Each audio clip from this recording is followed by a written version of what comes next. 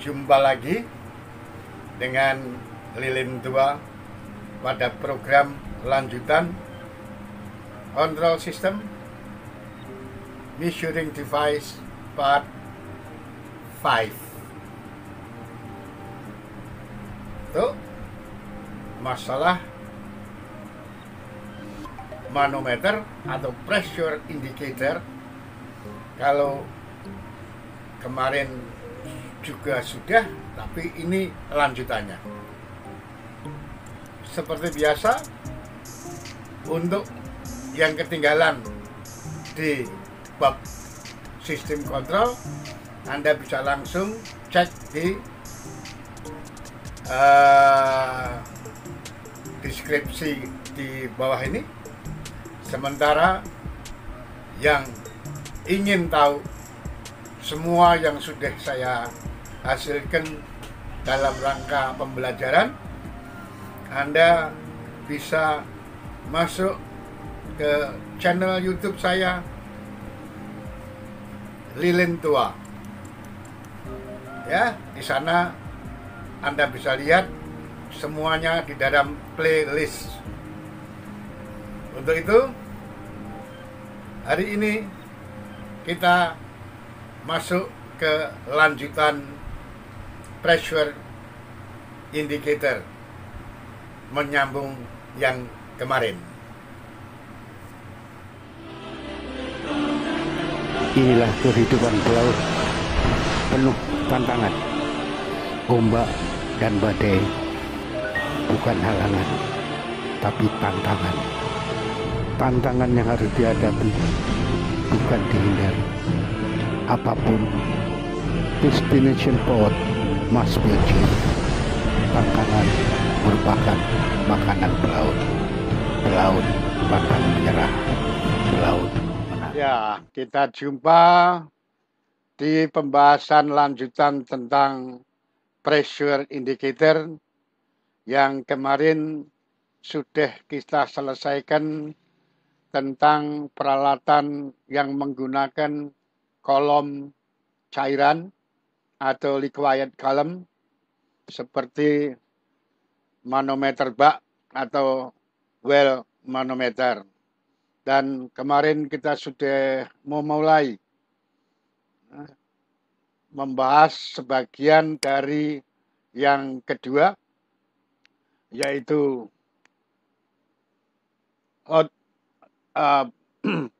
pressure indicator yang bekerja berdasarkan elastisitas metal, ya, yaitu yang sempat kita bicarakan adalah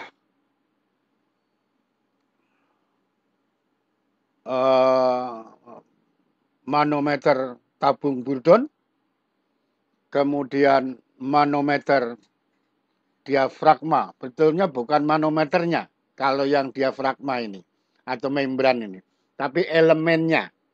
Dia tetap merupakan gabungan dari diafragma, membran, dan penunjukan ukuran. Dalam hal ini membran menggunakan tabung Bourdon, sementara yang Scaffer gauge itu dia benar-benar memang membran dengan pasangannya. Sementara yang capsule stack merupakan membran, pasangan membran, beberapa pasangan membran yang juga ini merupakan elemen yang akan disampaikan atau ditujukan kepada target. Ke atasnya kita juga menggunakan penunjukan ukuran lain. Jadi yang kita bicarakan dalam hal ini adalah elemen bawahnya. Ya. Selanjutnya untuk malam hari ini, siang hari ini, kebetulan saya ngambil nih malam nih. Jadi kita berbicara membahas jenis elastisitas logam yang lain, dan ini titik beratnya juga di elemennya. Elemen pengukuran membran jenis slag diagram ini merupakan bentuk elemen ukur manometer yang terdiri dari membran besar, ya, membran besar tunggal. Kebetulan jenis membran ini memang yang berperan adalah luasnya. Jenis ini biasanya digunakan untuk mengukur tekanan-tekanan yang sangat rendah. Atau bisa manometer vakum, atau juga dipakai untuk diferensial manometer. Ada diferensial suhu, ada diferensial manometer. Differential temperature indicator, differential pressure indicator.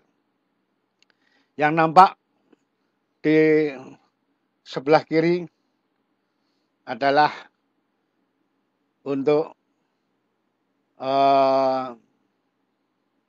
diferensial manometer.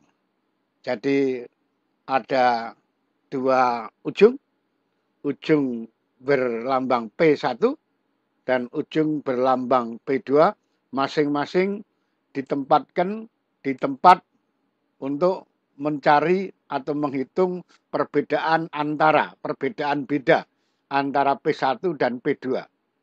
Jadi bukan P1 berapa, P2 berapa, tapi langsung ini perbedaannya. Kayak suhu juga demikian. Bahan membrannya dapat digunakan antara lain fosfor bronze atau bahan non-metalik seperti teflon atau neoprene. Sering juga digunakan karet, kulit atau plastik membrannya itu, ya. Kalau kemarin kita pernah ngomong tentang atau bicara atau membahas masalah barometer air raksa atau mercury barometer, maka sekarang kita sekilas membahas barometer jenis lain, yaitu barometer jenis logam yang disebut aneroid barometer. Alat ini terdiri dari silinder tipis yang di bawah, ya, bawah kelihatan di bawah, dibuat dari fosfor bronze atau bahan lain yang setara. Kemudian per baja, per spring, ya, steel spring, lengan siku, ya, lengan siku, bell crank, dan sumbunya jarum penunjuk, jadi spindle of the pointer. Nah, kemudian di atasnya adalah dialnya, skalanya. Bagian atas silinder bergelombang, bagian atasnya bergelombang, sementara bagian dalamnya dikosongkan sehingga dia dapat main. Ya. Bila ada tekanan udara luar, yang Anda lihat di sebelah kiri ada lubang. Lubang itu dihubungkan dengan udara luar atau atmosfer. Tekanan atau perubahan tekanan udara luar atau tekanan barometernya bisa membuat silinder ini menipis atau merenggang. Tipis dan renggangnya silinder bergelombang ini akan menarik tali atau menarik kawat. Ya, menarik kawat yang ujung sebelah satunya dipasangkan, diikatkan pada pegas, sementara yang ujung satunya ke lengan siku bell crank. Jadi kalau dia dapat tekanan dari luar, dia mengempis, menipis, menyempit, tarian ini akan menyebabkan tali tertarik, kemudian oleh hubungan belkreng dan ujung belkreng yang satunya dikasih rantai halus, diikatkan ke semacam tromol silinder yang bisa berputar. Jadi tromolnya ini sendiri, drumnya ini sendiri dikasih per. Setiap ditarik, dia akan berusaha kembali. Ya, jadi pengembaliannya pakai return spring. Drum yang ditarik atau dilepas ini porosnya dihubungkan dengan poros jarum atau poros pointer untuk dipasangkan pada dial, dipasangkan pada skala. Nah, inilah penunjukan atau aneroid barometer.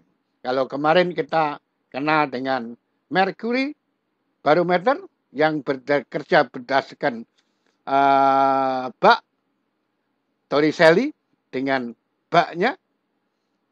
Kalau ini kita langsung pakai mekanik, pakai logam, ya, yaitu kerjasama antara dinding silinder yang bergelombang, pegas yang narik, spring yang menahan dan melepas, tali yang dihubungkan dengan belkreng, kemudian rantai tipis, rantai halus yang dihubungkan dengan ujung belkreng yang bisa membuat drum atau tromol berputar ke kiri atau ke kanan, nah, yang dikembalikan oleh return spring, pegas pengembali, yang kemudian memutar, menggerakkan jarum yang menunjukkan skala pengukuran.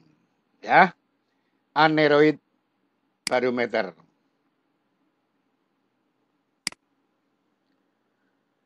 Selanjutnya kita mengenal manometer bellows. Ya, bellow itu semacam silinder tapi ininya bergelombang. Ya, ada dua macam. Pertama adalah manometer bellow ganda. Jadi bellownya itu ganda. Terlihat di atas itu ada yang besar, permukaan, dihubungkan lagi, bellow yang satunya penutup. Sementara udaranya dari bawah yang dihubungkan, yang ditargetin masuk dari antara bellow kecil dan bellow gede.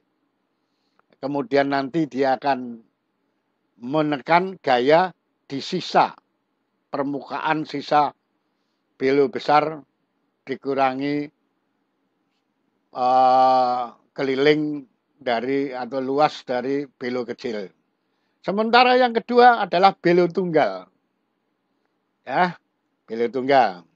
Kita lihat bagaimana kerjanya bellow ganda. Manometer jenis bellow merupakan pengembangan dari manometer jenis membran kapsul, ya, stack, yang dibentuk mempunyai silinder yang bergelombang. Ya, silinder gelombang itu adalah bellow. Ya, di sini ada bellow double, silinder bergelombang double, yang kecil sama yang besar. Tekanan diukur dapat dari bagian dalam maupun bagian luar. Ini yang nampak ini adalah tekanan yang diukur di bagian luar bellow. Bisa juga pressure atau tekanan masuknya langsung di ujung dari bellow kecil. Ya, itu masuk dari, berarti dari dalam. Kalau ini dari luar. Ya.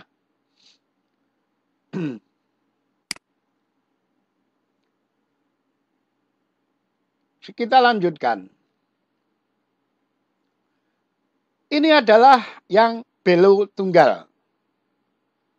Bahan yang dipakai biasanya kuningan, stainless steel, fosfor bronze, monel, atau beryllium copper. Ya, ini juga elemennya. Nah, kemudian baru dihubungkan dengan sasaran, dihubungkan dengan target. Apakah air, apakah cairan jenis lain, ataukah udara. Ya, dia main di belo, berarti ini masuk di dalam belo, bukan di luar belo. Dua-duanya ini. Gaya yang menekan dalamnya permukaan belo akan membuat kenaikan dan penurunan, ya, yang pada akhirnya akan menggerakkan jarum pointer yang menunjuk ke skala. Manometer belo jenis belo tunggal. Sekarang masih di belo tunggal tadi, bahwa manometer ini kebanyakan digunakan untuk pengukuran tekanan-tekanan, termasuk tekanan mutlak, absolute pressure, dan juga tekanan beda. Ya, yang satu, yang tadi, itu tadi tekanan beda. Yang satu sebelum saringan, yang satu sesudah saringan. Ya. Kemudian jenis elemen manometer yang lain, jadi elemen itu bukan penunjuknya, tapi mekanisme untuk bisa sampai menunjuknya. Ya.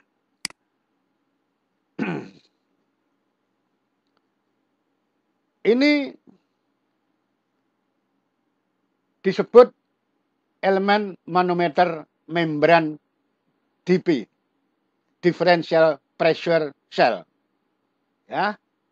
Jadi membrannya, membran atas, membran bawah, memisahkan dua ruangan.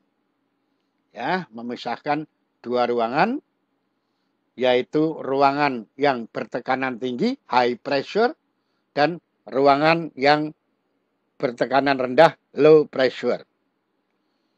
Ruangan di antara kedua belo, ruangan di antara kedua belo diisi dengan cairan silikon yang kekentalannya konstan untuk segala rentang suhu.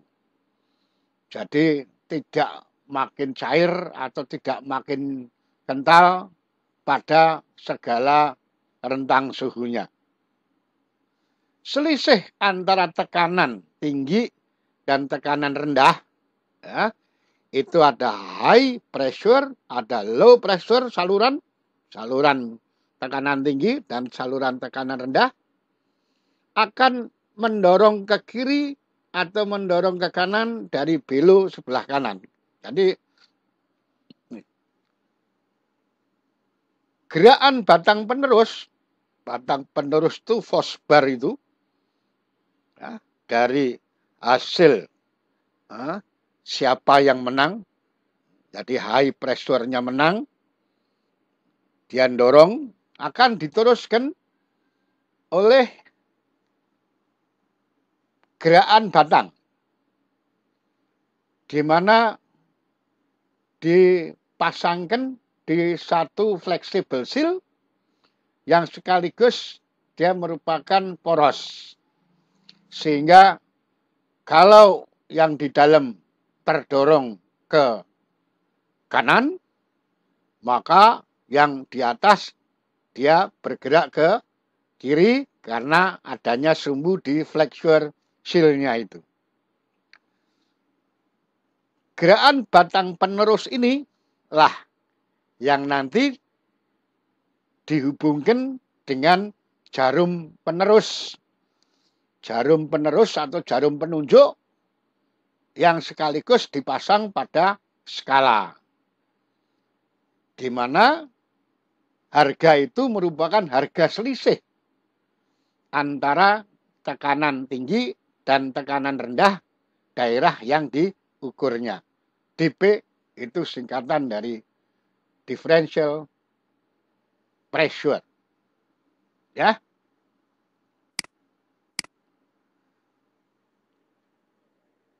Masih ngomong tentang DP cell jenis belo.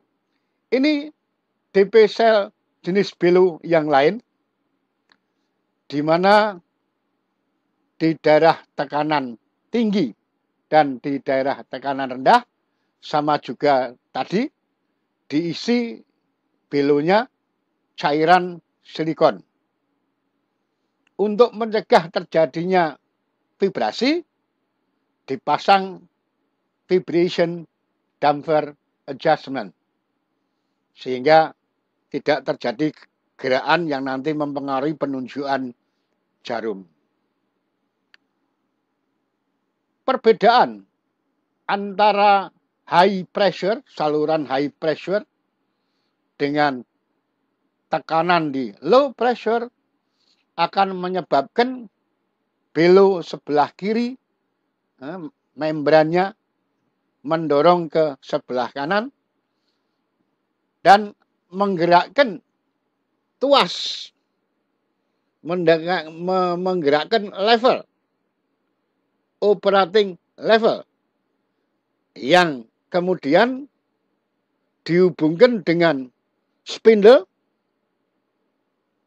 yang dimasukkan di dalam tabung seperti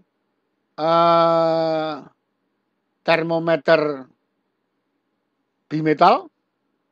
Bimetalnya itu di bulbnya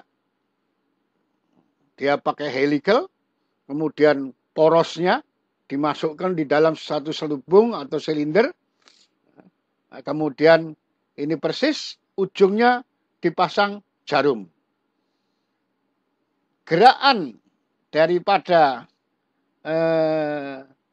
lever atau batang akan menyebabkan bergeraknya jarum penunjuk yang dipasang pada skala. Ini adalah manometer, elemen manometer jenis DP cell. Ya.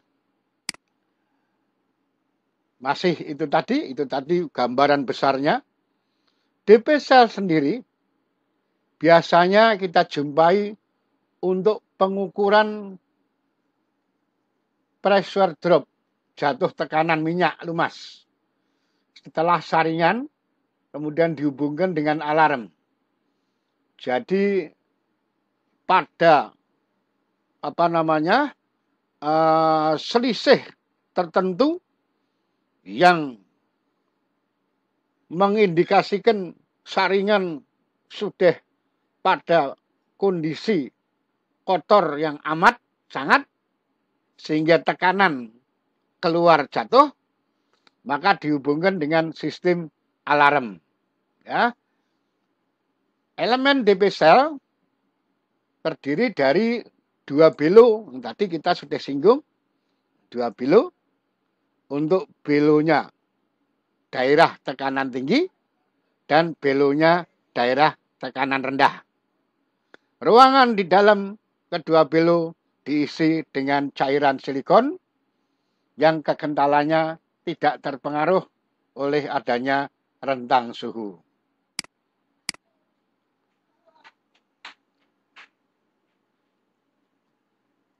Ini selisih antara tekanan tinggi dan tekanan rendah akan mendesak belo sebelah kiri dan mendorong cairan ke dalam belo sebelah kanan.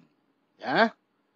Jadi mendesak, cairannya akan mendesak ke kanan. Gerakan batang penerus dilawan oleh pegas dari kedua gaya batang dan pegas diubah ke jarum penunjuk. Tadi sudah kita singgung. Nah, inilah jenis-jenis pressure indicator. Kita telah bahas secara umum. Nah, mulai dari kolom cairan, kemudian elastisitas logam, dari mulai apa itu tadi namanya, tabung Bourdon, sampai yang terakhir DP sel ini. Baik, itulah tadi akhir sementara dari measuring device tentang pressure indicator. Untuk Anda yang masih kepingin komen atau ada pertanyaan, Anda bisa masukkan ke dalam daftar komen di kolom di bawah ini, atau langsung ke direct message ke alamat Instagram saya. Ya. Selanjutnya jangan lupa klik subscribe, like, and bell-nya. Salam sehat, sampai jumpa, sukses.